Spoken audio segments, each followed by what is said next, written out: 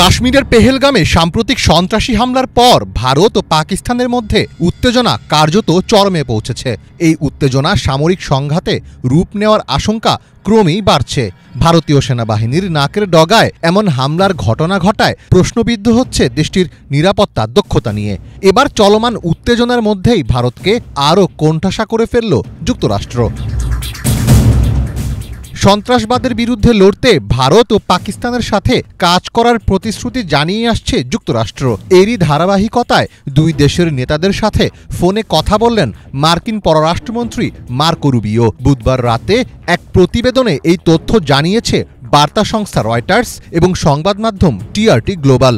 প্রতিবেদনে বলা হয়েছে, মার্কিন পররাষ্ট্রমন্ত্রী মার্কো রুবিও দুই দেশের শীর্ষ নেতাদের সঙ্গে আলাদা করে ফোনে কথা বলেছেন এবং উত্তেজনা কমানোর আহ্বান জানিয়েছেন। ফোন আলাপের বিষয়ে মার্কিন পররাষ্ট্র দপ্তর থেকে দেওয়া এক পৃথক বিবৃতিতেও এই তথ্য জানানো হয়েছে।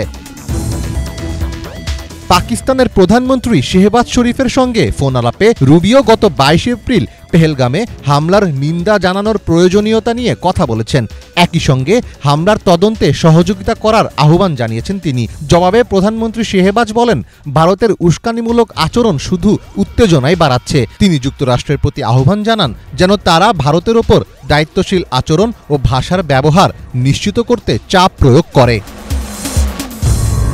অন্যদিকে কাশ্মীরের উত্তেজনা কমাতে ভারতকে পাকিস্তানের সাথে কাজ করতে বলেছে যুক্তরাষ্ট্র।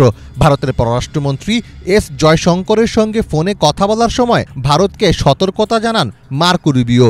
রুবিও বলেন, তিনি পেহেলগাম হামলায় নিহতদের জন্য দুঃখ প্রকাশ করছেন, তবে ভারত যেন পাকিস্তানকে অভিযুক্ত করার আগে সতর্ক থাকে, কারণ এখন পর্যন্ত ভারত এই হামলায় পাকিস্তানের সম্পৃক্ততার কোনো প্রমাণ প্রকাশ করতে পারেনি।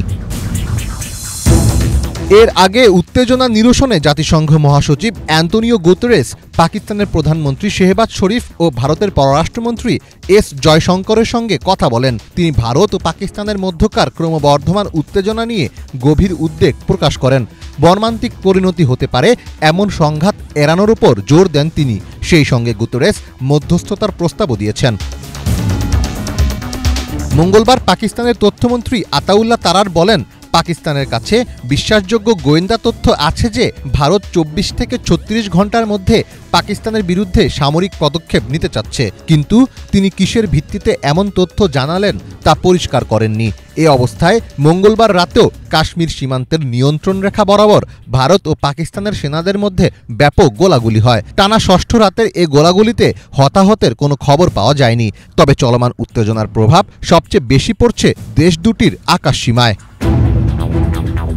পাল্টাপাল্টি সিদ্ধান্তের প্রেক্ষিতে শুরুতে ভারতের এয়ারলাইন্সগুলোর জন্য আকাশপথ বন্ধ করে দেয় পাকিস্তান। এরপরও কাশ্মীর সীমান্তে ভারতীয় বিমান বাহিনীর 4টি রাফায়েল যুদ্ধবিমান টহল দিচ্ছিল। এ সময় পাকিস্তানি যুদ্ধবিমান সেগুলোকে শনাক্ত ও ধাওয়া করে। এতে রাফায়েল যুদ্ধবিমানগুলো পালিয়ে যায়। সবশেষ পদক্ষেপ হিসাবে ভারতও সমস্ত পাকিস্তানি বিমানের জন্য আকাশসীমা বন্ধের ঘোষণা দিয়েছে। মীর ফজলে রাব্বি, বাংলা ভিশন।